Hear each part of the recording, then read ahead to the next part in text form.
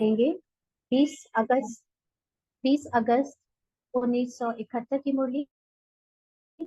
ये मुरली इसके पहले हमने एक वीक पहले 19 अगस्त की ली थी। आज 20 अगस्त की मुरली ले रहे हैं, 71 की है ये मुरली। मुरली का सार है सबसे श्रेष्ठ तख्त और ताज। सबसे श्रेष्ठ तख्त और ताज। बाबा ने कहा आज यह भट्टी का ग्रुप डबल भट्टी करने के लिए आए हुए हैं। डबल भट्टी कौन सी है? डबल भट्टी के रहस्य को जानते हो? बाबा डबल भट्टी की बात कर रहा है, तो डबल भट्टी माना क्या? उसका रहस्य बच्चे जानते हैं? बाबा पूछ रहे हैं। तो बाबा ने कहा मधुबन तो है ही भट्टी, लेकिन मधुबन भट्टी के अंदर भी विशेष कौन सी भट्टी के भट्टी में अपने रहे हुए संस्कारों को भस्म करने के लिए आए हैं। क्योंकि मधुबन में जाना मतलब निरंतर बाबा की याद में रहने का मौका मिलना। तो जब मधुबन में हम लोग होते हैं तो वो अपने आप में एक भट्टी है, लेकिन उसमें भी खास कोई प्रोग्राम के लिए जब गए तो बाबा ने बोला कि आज डबल भट्टी में अपने रहे हुए संस्कारों को भस्म करने के लिए आए हो। उसका प्लान या उसके प्रोग्राम बनाकर आए हो। रहे हुए संस्कार कौन से? जो हमारे 63 जन्म के है ना, रजो और तमो संस्कार अभी पार्ट में बचे हुए हैं। वो जो कभी कभी धोखा देकर या कभी कभी विदाई लेने आते रहते हैं व्यवहार में, है ना, उन संस्कारों को भस्म करने के लिए बाबा ने कहा। तो डबल भट्टी का फोर्स भी बढ़ता है ना, क्योंकि कोर्स मिलता है। माना जब कोई खास भट्टी हो रही है एक पर्टिकुलर प्रोग्राम को लेकर, तो फिर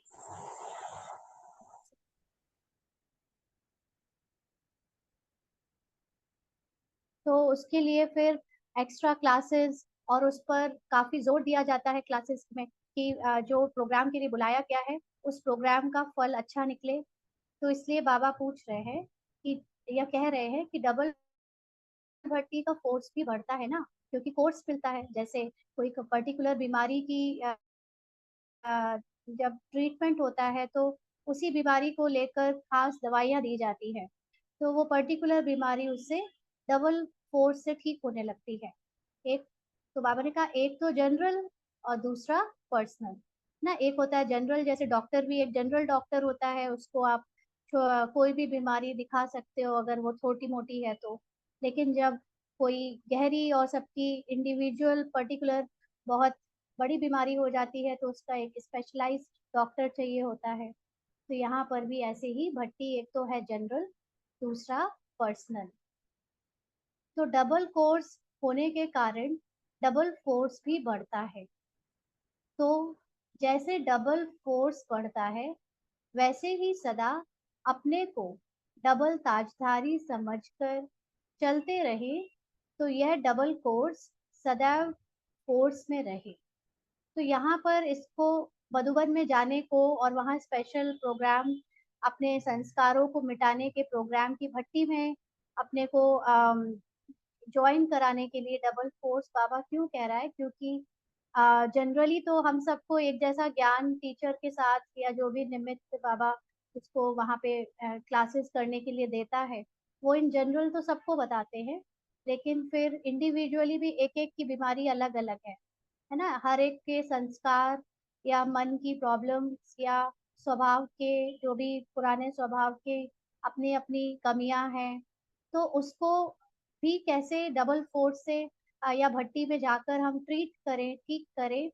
उसके लिए बाबा ने कहा कि जैसे डबल फोर्स बढ़ता है वैसे ही सदा अपने को डबल ताजधारी समझकर चलते रहे, तो यह डबल कोर्स सदैव फोर्स में रहे। तो आत्मा को यहाँ पर डबल ताज की बात है, तो डबल ताज कौन सा? एक ताज जो पवित्रता का ताज बाबा ने हम आत्माओं को दिया है जन्म होते ही। माना बाबा ने हमें जन्म होते ही बता दिया कि तुम आत्माएं संपूर्ण पवित्र हो, है ना। दूसरा ताज जो है वो है कि तुम आत्माएं आने वाले सतयुग की देवी देवता कुल की या बादशाही की अधिकारी हो। तो ये दोनों ही ताज जो है, अगर हमें निरंतर याद रहे कि हम पवित्र भी हैं और हम आने वाले युग में, आने वाले समय में ताजधारी भी हैं, बादशाही के हकदार हैं, अधिकारी हैं, तो यह डबल कोर्स सदैव फोर्स में रहे। माना तो हमारे जो स्वभाव संस्कार है, जो कि अपवित्र की कैटेगरी में आ जाते हैं कभी कभी, 63 जन्म वाले, वो जब भी आए तो हमें हमारी स्मृति, जो डबल ताजधारी की स्मृति है, वो जब याद आ जाती है, तो पुराने स्वभाव संस्कार के जो हम पर असर है, या हमारा उस पर अभी बार बार हम उसकी वजह से विचलित होते हैं, एक बस स्थिति नहीं रहती, वो हमारी खत्म होने लगेगी। यानी कि वो बाबा ने इस जो लाइन को बोला, इसमें बहुत समझने की बात है। इसको फिर से पढ़ के एक थोड़ा सा सही शब्दों में लाने की कोशिश करते हैं।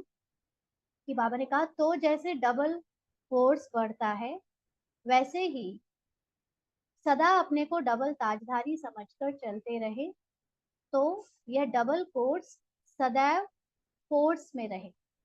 तो हमारा जो पुरुषार्थ चल रहा है, उसको तीव्र गति से बढ़ाने के लिए अगर हम सदा डबल ताजधारी अपने को समझ कर चले, उसमें दो ताज कौन कौन से, कि जब से हम ब्राह्मण बने हैं तब से पवित्रता हमारा जन्म सिद्ध अधिकार है, या हम पवित्र है ही, है ना, क्योंकि आत्मा अपने संपूर्ण अवस्था में शरीर से परे एकदम पवित्र है। जब शरीर के रोल किरदार में आती है, तो तमो रजो ये सारी अवस्थाओं में आती है, लेकिन आत्मा अगर शरीर से न्यारी हो जाए, पार्ट से न्यारी हो जाए, तो है ही संपूर्ण पवित्र।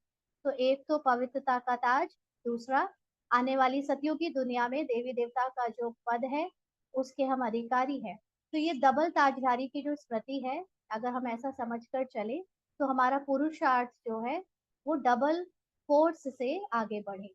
यानी डबल कोर्स, यानी जो संस्कार परिवर्तन का प्रोग्राम हम यहाँ पर जो आत्माएं भट्टी में कर रही हैं, वहां सिर्फ भट्टी की बात नहीं, लेकिन हम लोग ये अपने लिए भी लें, क्योंकि हम सब अपने आप को निरंतर भट्टी में समझते हैं कि अब समय कम है, और हमें लगातार अपने को भट्टी में रखना है। भट्टी का अर्थ अपने आप को तीव्र पुरुषार्थ पे काउंट करना है। तो ये हमें हमारा चेंज जो है वो बहुत फास्टली होगा। पुराने संस्कार नए संस्कारों में बहुत फास्ट चेंज हो जाएंगे। तो बाबा ने कहा, डबल ताज कौन सा है, अभी हम बात कर चुके हैं, लेकिन अब बाबा बोलेंगे कि अभी डबल ताजधारी हो कि भविष्य में बनेगी। अभी डबल ताज कौन सा है? एक है लाइट, अर्थात प्योरिटी की निशानी का, प्योरिटी की निशानी माना पवित्रता की निशानी का। और दूसरा है जो संगम युग पर सर्व प्राप्तियां होती है, जिस शक्ति द्वारा ही जिम्मेवारी को धारण कर सकते हैं। तो यहाँ पर जो फर्स्ट वाला हमने बात करी थी पवित्रता की, तो बाबा ने एज इट इज बात करी, लेकिन जो दूसरा हमने सतयुग की बादशाही की बात करी, उसको बाबा पहले संगम युग में ले जाकर समझा रहा है कि संगम युग पे जो जिसको जितनी सर्व प्राप्तियां हैं, उतनी ही बड़ी वो जिम्मेवारी यहाँ उठाता है। उसके अंदर उतनी ही बड़ी जिम्मेवारी को उठाने की शक्ति होती है, उसको वो धारण कर सकते हैं। तो ये डबल ताज जो है लाइट का, या डबल ताजधारी जो हम है, तो उसको बाबा ने कहा कि तो लाइट का क्राउन भी और माइट का भी है। लाइट अर्थात पवित्रता, और माइट अर्थात जिम्मेवारी की शक्ति मिलना बाबा से। क्योंकि बाबा के यज्ञ में कितने बड़े बड़े काम होते हैं, है ना, कितने बड़ी बड़ी आत्माओं के साथ संपर्क में आना पड़ता है, कितने सारे हजारों की गिनती में लोगों की पालना होती है। तो ये करने के जो भी निमित्त बनते हैं, उन सब में अगर वो पावर्स ना हो, वो शक्ति ना हो, तो इतनी आसानी से इतने बड़े यज्ञ का काम चल नहीं सकता। तो इसलिए यहाँ पर संगम युग में वो शक्तियां बाबा उनमें भरता है ना, तो वो सर्व प्राप्तियों को यहाँ पर अधिकारी बनता है। तो प्योरिटी का भी और पावर का भी, या डबल ताज निरंतर धारण करने वाले। तो बताओ, डबल फोर्स सदा कायम नहीं रहेगा ना? डबल फोर्स माना डबल पुरुषार्थ, तीव्र पुरुषार्थ सदा कायम नहीं रहेगा। दोनों की आवश्यकता है, और दोनों सदा कायम रहने से सदा शक्तिशाली स्वरूप दिखाई देंगे। और अगर निरंतर हमें अपनी पवित्रता का ज्ञान है और निरंतर हमें अपनी सर्व शक्तियों का धारण हमने किया हुआ है, तो जो हमारा स्वरूप है वो सदा ही शक्तिशाली दिखाई देगा। दोनों की आवश्यकता है। सर्विस में सफलता प्राप्त करने के लिए भी यह दो ताज आवश्यक है। फिर जितना जितना नंबरवार हर एक ने धारण किए हैं, उस प्रमाण स्वरूप में सफलता व अपने पुरुषार्थ में सफलता पाते जा रहे हैं। तो यहाँ पर हम सभी का दो पार्ट है ना। एक तो अपना अपना पुरुषार्थ, जिसमें हम लोग सभी अपनी आत्मिक स्थिति को बढ़ाने की निरंतर कोशिश कर रहे हैं, और दूसरा है सेवा। तो चाहे सेवा है, चाहे अपनी आत्मिक स्थिति में स्थित होने की सेवा या पुरुषार्थ है, दोनों में ही बाबा ने कहा कि हर एक आत्मा नंबरवार धारण करके जो है सफलता पा रही है। तो डबल ताज भी चाहिए और डबल तख्त भी चाहिए। अब डबल ताज की बात तो बाबा ने समझाई, अब डबल तख्त क्या है? तो डबल तख्त कौन सा है? बच्चों ने अपने अपने मत बताए, रिस्पॉन्स किया। बाबा ने कहा कि एक तो बाप दादा के दिल रूपी तख्त नशीन होना है, यानी बाबा का प्यारा बनना है। बाबा के दिल रूपी तख्त में कौन नशीन बनता है? जो बाबा का आज्ञाकारी बच्चा होता है ना? तो सभी से श्रेष्ठ तख्त तो बाप दादा के दिल तक नशीन बनना ही है। साथ साथ इस तख्त पर बैठने के लिए भी अचल अडोल एक रस स्थिति का तख्त चाहिए। तो बाबा को प्यारा कौन सा बच्चा लगता है? आज्ञाकारी बच्चा कौन होगा? आज्ञाकारी का मतलब ही है सदा अपनी आत्मिक स्थिति में टिकने वाला बच्चा, है ना। आज्ञाकारी का मतलब सिर्फ ये नहीं होता कि हम सुबह से रात तक अपनी फिजिकल दिनचर्या पूरी रखते हैं, सुबह अमृत वेला करते हैं, मुरली सुनते हैं, खाने पीने का ध्यान रखते हैं, और जो भी ब्राह्मण जीवन में हमको अ, शारीरिक रूप से दिनचर्या बताई गई है करने को, है ना, वो सिर्फ उतना काफी नहीं है बाबा के दिल तख्त पर चढ़ने के लिए। लेकिन सबसे बड़ा जो बाबा को रिस्पॉन्स चाहिए बच्चों से, वो है कि हर बच्चा अपनी आत्मिक स्थिति की स्टेज को बढ़ाता जाए। ये अमृत वेला या ये नुमा शाम या ये योग में बैठना, ये सब प्रोसेस है आत्मिक स्थिति को बढ़ाने के लिए। ये विधियां हैं, है ना। ये डेस्टिनी नहीं है अमृत वेला या नुमा शाम। डेस्टिनी है आत्मिक स्थिति बनना। तो आत्मिक स्थिति बनाने के लिए बाबा ने हमको ये सारे प्रोसेस दिए हैं कि आपको पूरे दिन समय नहीं मिलता है तो आप अमृत वेले उठो, नुमा शाम में जरूर बैठो, या दिन में कई बार ड्रिल करो। तो ये सारी चीजों से क्या बनता है? हमारा आत्मिक स्टेज बनता है।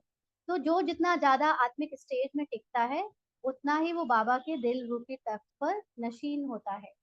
तो बाबा ने कहा कि साथ साथ इस तख्त पर बैठने के लिए भी अचल अडोल एक रस स्थिति का तख्त चाहिए। तो जो आत्मा अपने आत्मिक स्थिति की स्टेज पर ज्यादा से ज्यादा टिकती होगी, वो ऑटोमेटिकली अचल अडोल और एक रस स्थिति में रहेगी। क्योंकि जो हलचल होती है वो शरीर और देह के भान में आने से ही होती है। जितना हम शरीर देह भान और ड्रामा से परे होते जाएंगे, तो आत्मा ऑटोमेटिकली अचल अडोल एक रस स्थिति में होने लगेगी। तो फिर ऐसे ही बच्चे बाबा के तख्त पर बैठते हैं। अगर इस स्थिति के तख्त पर स्थित नहीं हो पाते, तो बाप दादा के दिल रूपी तख्त पर भी स्थित नहीं हो सकते हैं। माना देहभान में रहते हुए हम चाहे कि हम खूब सेवाएं करें, चाहे हम खूब पुरुषार्थ करें, खूब चार्ट भर भर के लिखें, लेकिन तब भी हम बच्चे बाबा के दिल तख्त पर तब तक नहीं चढ़ सकते जब तक जो है ये हमारी स्थिति जो है एक रस अचल अडोल नहीं बनती, है ना। तो इन सब का रिजल्ट दिखना चाहिए कि हमारी आत्मिक स्थिति बढ़ गई है, हम बाप समान अचल अडोल एक रस हो गए। तो बाबा ने कहा इसलिए यह अचल अडोल एक रस स्थिति का तख्त बहुत आवश्यक है। इस तख्त से बार बार डगमग हो जाते हैं, इसलिए अपने अकाल तक नशीन ना बनने के कारण, देखो, इसलिए अपने अपने अकाल तख्त यानी अपनी आत्मिक स्थिति पे सेट नहीं होते, अपने आप को इस स्थिति पे स्थित नहीं करते, तो ऐसे अब अकाल तक नशीन ना होने के कारण इस एक रस स्थिति के तख्त पर भी स्थित नहीं हो सकते। इसीलिए स्थिति एक रस नहीं रहती है ना। कभी कोई भी बात आई तो मूड ऑफ, कभी भी कोई चीज हो गई तो डर गए, कहीं डाउन हो गए, कहीं रोना आ रहा है, कहीं चिड़चिड़ा रहे हैं, कहीं बहुत खुशी, कहीं गम। ये ऊपर नीचे संस्कारों की या कह लीजिए मन की अवस्था, फीलिंग्स की अवस्था आती है। क्यों? क्योंकि यहाँ पे सेट नहीं रहते, माना अपने को आत्मिक स्थिति में नहीं रखते। तो अपने इस प्रकृति के तख्त पर अकाल मूर्त बन स्थित होंगे तो एक रस स्थिति के तख्त पर और बाप दादा के दिल तख्त पर विराजमान हो सके। तो ये नहीं कहना कभी कि परिस्थितियां ना आए, बात ही कुछ ऐसी थी, नहीं, ये आ ही इसीलिए रहा है कि वो चेक कर सके कि आप अभी एक रस स्थिति में हो या नहीं। पेपर ही ना आए और हम कहें कि टॉपर है, तो ऐसे तो नहीं होगा ना। तो बाबा के दिल पर चढ़ने के लिए ही ये पेपर्स आते हैं कि वो हमारी स्थिति को चेक करे कि हम एक रस स्थिति के तख्त पर बैठे हैं या नहीं। और अगर नहीं बैठे हैं मतलब अभी तक आत्मिक स्थिति हमारी बढ़ी नहीं है, सेटल नहीं हुई है। तो डबल ताजधारी भी हो, डबल तख्त नशीन भी हो, और जो नॉलेज मिल रही है वह नॉलेज भी मुख्य दो बातों की है। वह कौन सी? बाबा पूछ रहे हैं। नॉलेज भी मुख्य दो बातों की मिलती है ना। यहाँ पर कौन सी दो बातें हैं? अल्फ और बे कहो, या रचयिता और रचना कहो। अल्फ माने रचयिता अल्लाह, बे माने बादशाही यानी रचना। तो रचना में पूरी नॉलेज आ जाती। जब आपको बाबा ने पूरा ड्रामा समझा दिया तो उसमें ए टू जेड आदि काल से अंत तक की सारी नॉलेज आ गई। तो रचयिता और रचना, इन दोनों मुख्य बातों में अगर नॉलेजफुल है तो पावरफुल भी बन सकते हैं। तो अगर हम अपनी आत्मिक स्थिति की नॉलेज पूरी रखते हैं, बाबा जो है जैसा है उसके चरित्र की पूरी नॉलेज रखते हैं, और साथ साथ ड्रामा की पूरी नॉलेज रखते हैं, इतने नॉलेजफुल अगर हम हैं तो हमारी स्थिति भी क्या होगी? पावरफुल होगी। क्योंकि फिर जो भी परिस्थितियां आएंगी हमें पता होगा कि क्या ज्ञान अप्लाई करना है, कौन सी बात है जिससे हम हिले ना, है ना। तो उस समय ये नॉलेज ही माइट है। पुरुषार्थ करने का मतलब ही है कि बाबा ने हमको जितने ज्ञान दिए हैं, जो रतन है ना। क्या मतलब होता है रतन का? रतन का मतलब होता है कि उससे आप आ, कुछ अपने लिए प्राप्तियां कर सको। तो जो ये ज्ञान है, ये ज्ञान को जब आप अप्लाई करते हो तो आपको प्राप्ति के रूप में अचल अडोल अवस्था मिलती है। तो इसलिए जब हमें रचना की, अपनी बाबा की या ड्रामा की पूरी नॉलेज है तो हम फिर पावरफुल भी बनते हैं। अगर पावरफुल नहीं मतलब पूरी नॉलेज नहीं है, भले ही मुरली रोज सुनते हैं लेकिन मुरली के जो गहरे रहस्य हैं, डीप बातें हैं, वो हमें अभी हमने कैच नहीं करी है, उनको धारण नहीं किया है, उन्हें याद नहीं रखा है, या शायद उनमें कभी अटेंशन पूरा गया नहीं ना। तो अगर कोई रचना की नॉलेज में पूरा नॉलेजफुल नहीं है, माना ड्रामा की नॉलेज में कहीं भी कमी है, रचना में दोनों बातें आती हैं, आत्मा और ड्रामा। तो अगर दोनों में ही पूरी नॉलेज नहीं है, अपनी आत्मिक स्थिति को पूरी तरह से नहीं जानते, तो कहीं ना कहीं पे हम हार खा जाएंगे ना। इसीलिए जैसे कल की क्लास में ये हो रहा था ना कि हमें हमारे कमजोर संकल्प ही सबसे ज्यादा गिराते हैं। तो नॉलेज नहीं होती जब हमें अपनी आत्मिक स्थिति की पावर्स की, तो वो कमजोर संकल्प से हम लोग अपने पार्ट पे अपनी पहचान बना लेते हैं, और फिर इसीलिए बार बार विचलित होते हैं, बार बार हारते हैं, या बार बार हम हलचल में आते हैं। तो इसलिए बाबा ने कहा कि रचना की भी पूरी नॉलेज को जानना है। जानना सिर्फ सुनने को नहीं कहते, अंडरलाइन, ये नहीं कि हाँ हमने किसी से सुना है, सुन लिया है या पढ़ लिया है, नहीं। जानना अर्थात मानना और चलना। जो बातें बताई जा रही हैं बाबा की मुरली डायरेक्ट पढ़ के या किसी टीचर निमित्त के द्वारा, उसको सिर्फ जानना नहीं लेकिन मानना और चलना, इसको कहते हैं नॉलेजफुल। जैसे आत्मा शांत स्वरूप आत्मा है, ये आपने जान लिया, लेकिन जानना आपको पावर नहीं देगा। पावर कब मिलेगी? जब आप में ये मानना होगा कि मैं पावरफुल हूँ। जान लिया कि मैं शांत स्वरूप हूँ, मैं पवित्र हूँ, लेकिन अभी तक उसको मानने में कन्वर्ट नहीं किया। मानने का मतलब कि जब भी कोई सीन ऐसा आया जो उसके विपरीत है या वैसा नहीं है, तो उस समय ये ज्ञान कि मैं शांत स्वरूप हूँ, अगर ये ज्ञान याद नहीं रहता या उसको आप मानते नहीं हो कि हाँ मैं शांत स्वरूप हूँ, बल्कि उसकी जगह जो अभी विचलित करने वाली बातें आई हैं, हलचल वाली जो बातें आई हैं, अगर उसको अपना रियलिटी समझ लिया तो उसको नॉलेजफुल नहीं कहेंगे। अभी तक क्या होता था कि हम जब ये बाबा हमको ये कहता था कि तुम्हें पुरुषार्थ करना है, कि तुम्हें शांत रहना है, तुम्हें जवाब नहीं देना है, तुम्हें किसी से खिटपिट नहीं करनी। अगर आज की मुरली ले ले, है ना, तो उसमें बाबा ने क्या कहा? खिटपिट नहीं करनी। मान लो कि हमारे पार्ट में कभी कोई पुराना स्वभाव रहा है किसी का, तो अगर उसके द्वारा अचानक से बिना जान मतलब जानबूझ के नहीं, लेकिन गलती से ही कुछ बोल दिया और उससे कुछ खिटपिट खड़ी हो गई, तो ये जानते हुए भी कि मैं शांत स्वरूप आत्मा हूँ, अगर वो उस खिटपिट से अपनी पहचान बना ले और फिर उस खिटपिट को ही अपनी रियलिटी समझकर गिल्ट में चला जाए, या ये समझने लगे कि मैं तो बदलने ही नहीं वाला, मेरा तो यही सीन पता नहीं कब तक चलता रहेगा, तो इसको नॉलेजफुल नहीं कहेंगे। नॉलेजफुल तब कहेंगे जब वो ये जानता है कि भले मेरे से अभी किसी भी बात पे खिटपिट हो गई है, लेकिन वो मेरा सत्य नहीं है।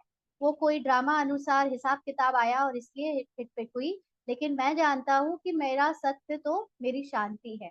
मैं सदा ही शांत स्वरूप आत्मा हूँ। तो जो ये मानकर चलता है, तो उसके सामने माया जो ये इस तरह के सीन लेकर भी अगर आती है, तो वो उस सीन से प्रभावित नहीं होता और उसकी स्थिति अचल अडोल बन जाती है। तो इसको कहते हैं मानना। तो जानना अर्थात मानना और चलना, और फिर चलना उस पर, इसको कहते हैं नॉलेजफुल, जो जानता मानता और चलता भी है।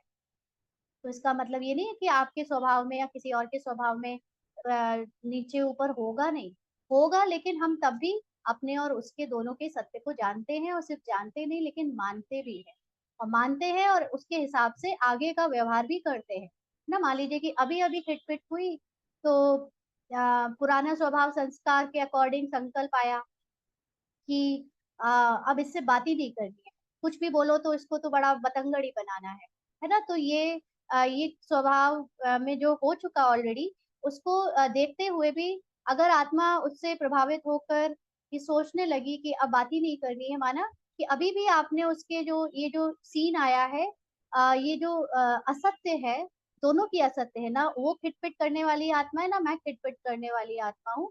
लेकिन क्योंकि दो आत्माएं यहाँ पार्ट प्ले कर रही हैं और दोनों के पार्ट में कोई हिसाब किताब वश ये हो गया कि दोनों में बीच में हलचल आ गई, तो अगर मैं अभी भी इसको बढ़ाने के लिए ये सोचूं कि अब बात ही नहीं करनी है, मतलब ये नॉलेजफुल की निशानी नहीं है। नॉलेजफुल की निशानी होगी कि वो जानती है कि हमारा सत्य शांत स्वरूप है, और यहाँ पे हिसाब किताब की वजह से ये सब हुआ, लेकिन आगे के लिए फिर भी मैं वैसी की वैसी रहूंगी जैसे मैं पहली, मतलब उसके लिए अच्छा ही सोचूंगी, अपनी तरफ से अच्छा ही व्यवहार करूंगी, अपना स्वभाव या अपना नजरिया, अपनी दृष्टिकोण उसके लिए नहीं बदलूंगी। तो इसको कहते हैं नॉलेजफुल। कुछ भी आए उससे प्रभावित हुए बिना मैं पहले जैसी अपनी आत्मिक स्थिति के अनुसार ही व्यवहार में चलती रहूं। तो अगर मानना और चलना नहीं है, तो नॉलेजफुल व ज्ञान स्वरूप नहीं कहा जाता। चलना, मानना अर्थात स्वरूप बनना ना। अब जब कोई ऐसे करके दिखाए तब तो कहे कि हाँ जो ज्ञान आप सुनाते हो वो आपने आपके अंदर भी है।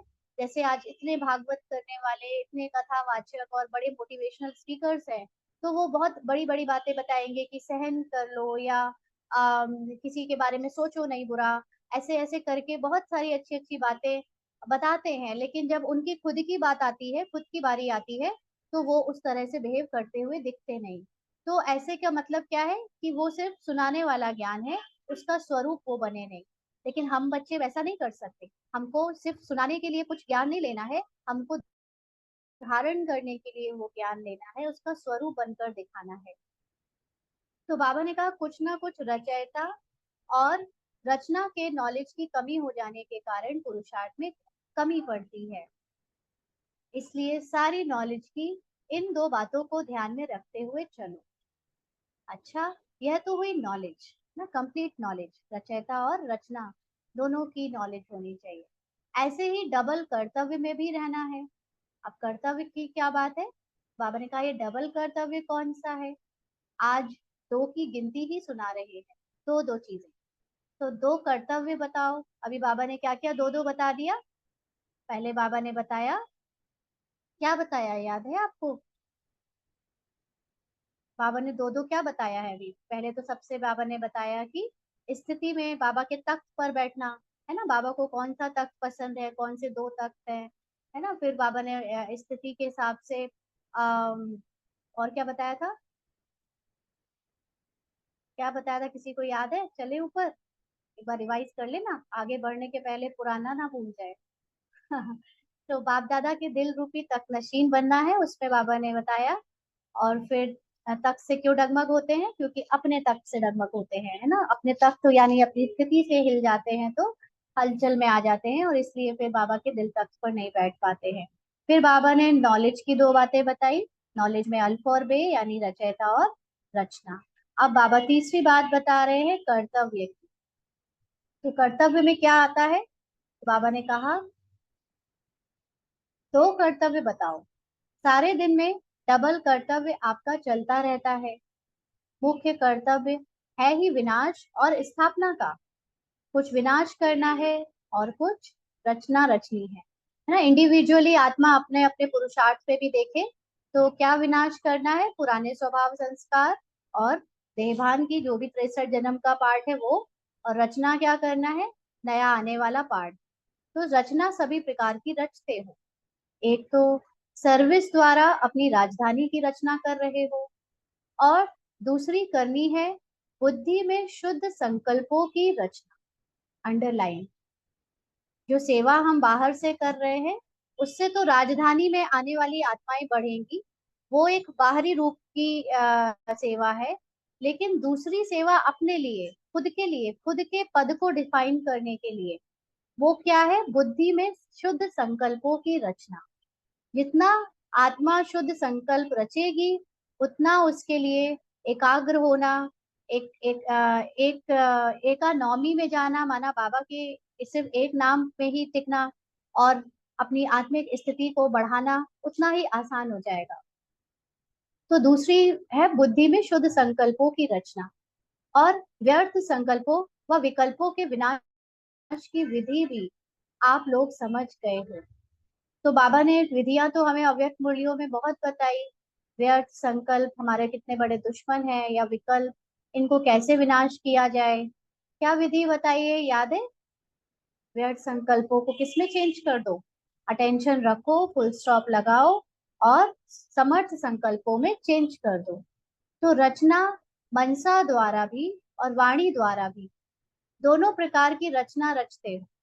वाणी से हमारी बनती है राजधानी, प्रजा, है ना, हमारे नीचे या हमारे साथ में परिवार में आने वाले आत्माएं जो हमसे जुड़ती हैं वो वाणी की सेवा से जुड़ती जाती हैं। और साथ साथ जो मनसा सेवा है, मनसा सेवा से आ, हमारे जो भी स्वभाव संस्कार है वो चेंज होते हैं, और साथ साथ दूसरी आत्माओं को भी बहुत सूक्ष्म रूप से खींच के लाते हैं, है ना। दोनों प्रकार की रचना रचते हो, इसी प्रकार डबल कर्तव्य करते हो, इसी कार्य में सारा दिन बिजी रहे तो बताओ एक रस स्थिति नहीं हो सकती ना। ये दोनों कर्तव्यों में अगर हम पूरा दिन बिजी रहें तो क्या हमें कुछ और सोचने समझने को टाइम मिलेगा, नहीं मिलेगा, सदा एक रस स्थिति हो जाएगी।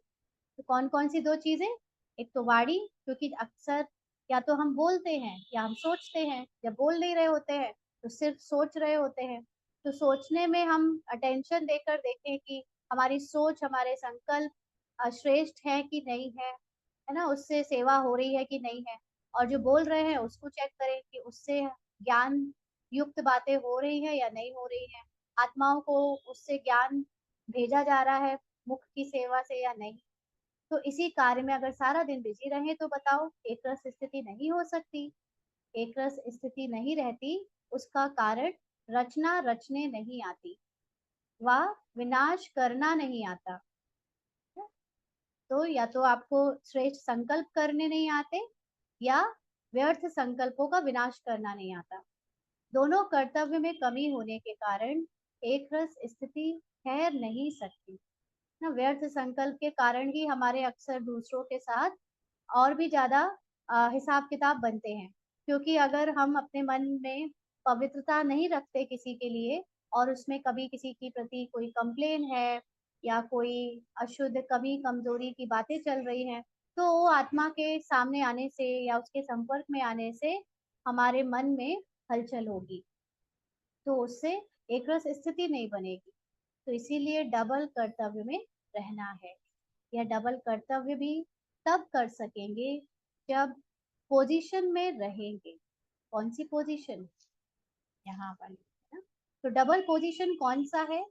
बाबा इस समय का पूछ रहे हैं ना। डीटी यानी देवत्व से इस समय की गॉडली पोजीशन हाईएस्ट है। अभी का जो हमें बाबा ने समय दिया है, जो तख्त दिया है, वो आने वाले सतयुग में से ज्यादा है। आज भी बाबा ने कहा ना कि देवताओं को ईश्वरीय परिवार नहीं मिलता, ईश्वरीय पालना नहीं मिलती, इसलिए तुम बच्चे अभी ईश्वरीय पालना को लेने की वजह से देवताओं से भी ऊंचे हो। तो एक यह पोजीशन है कि गॉडली चिल्ड्रन है, भगवान के बच्चे हम अभी बने हैं, ब्रह्मा कुमार कुमारियां भी हैं। यह हुआ साकारी पोजीशन। और दूसरा है निराकारी पोजीशन। तो पार्ट बजाते समय साकारी पोजीशन देखा जाता है, लेकिन जब अपने आप को हम सत्य स्थिति में टिकाते हैं, तो वो निराकारी पोजीशन भी देखते हैं। तो हम सभी आत्माओं से हीरो पार्टधारी आत्माएं श्रेष्ठ आत्माएं हैं। हम सभी विश्व की जो इतनी सारी करोड़ों आत्माएं हैं, उनमें से सबसे ज्यादा श्रेष्ठ आत्माएं हैं और हीरो पार्टधारी आत्माएं हैं। और दूसरा पोजीशन है ईश्वरीय संतान ब्रह्मा कुमार कुमारीपन का। यह दोनों पोजीशन स्मृति में रहे तो कर्म और संकल्प दोनों ही श्रेष्ठ हो जाएंगे। श्रेष्ठ आत्मा अथवा हीरो अपने को समझने से ऐसा कोई व्यवहार नहीं करेंगे जो ईश्वरीय मर्यादाओं के या ब्राह्मण कुल की मर्यादा के विपरीत हो। तो जब हमको अपना संगम युगी पद पता होता है, जरूरी नहीं कि हमको कोई बड़ा इंचार्ज बनाया जा रहा है या निमित्त रूप में रखा जा रहा है, लेकिन अगर हम अपने उस स्वमान में टिके हैं कि हम इस समय पूरे विश्व की आत्माओं में से भी श्रेष्ठ हैं। ये जरूरी नहीं है कि हमको कोई पद ही मिले यहाँ पर तब श्रेष्ठ माना जाए, लेकिन बाबा ने जब ये ज्ञान हमको बता दिया, ये रहस्य खोल दिया कि संसार की 800 करोड़ आत्माओं में से सबसे श्रेष्ठ आत्माएं आप हो, तो उस ज्ञान के बल पर या आधार पर ही हम अपने को जो श्रेष्ठ समझेंगे, तो उससे कभी भी ईश्वरीय मर्यादाओं का या ब्राह्मण कुल की मर्यादा का उल्लंघन नहीं करेंगे। इसलिए ये दोनों पोजीशन में स्मृति होगी। और दूसरा कौन सा? कि अपने को ब्रह्मा कुमार कुमारीपन की स्मृति में रखेंगे। तो फिर क्या होगा कि दोनों पोजीशन की स्मृति से माया की ऑपोजिशन खत्म हो जाएगी ना। माया क्या करती है? हमसे कुछ ऐसा कराने की कोशिश करती है जो ईश्वरीय मर्यादाओं के खिलाफ हो। क्रोध कर लो, अहंकार दिखा दो, है ना, ऐसा देहभान में आकर कुछ कुछ शोर मचा दो। तो लेकिन जब मैं आत्मा जानती हूँ कि मेरा इतना श्रेष्ठ पार्ट है, तो मैं अपने बाबा के खिलाफ कुछ भी नहीं कर सकती। तो वे माया भी कहाँ तक मुझे परेशान करने की कोशिश करेगी, वो भी खत्म हो जाएगा उसका ऑपोजिशन। इसलिए डबल पोजीशन भी सदैव स्मृति में रखो। अच्छा, डबल निशाना कौन सा है? जो डबल नशा होगा वही डबल निशाना होगा। एक है निराकारी निशाना। ये आगे अभी करें बाद में करें? हाँ, अभी ऐसा तो नहीं लग रहा है कि बहुत ज्यादा होता जा रहा है कि चीज को गहराई से लेने के लिए टाइम चाहिए? हाँ, मैसेज करें प्लीज। आगे का अभी करें, थोड़ा और पढ़े या फिर कल करें? अभी मुरली आधी हुई है। हाँ, आधी हुई है। बाद में दीक्षा बहन। हाँ,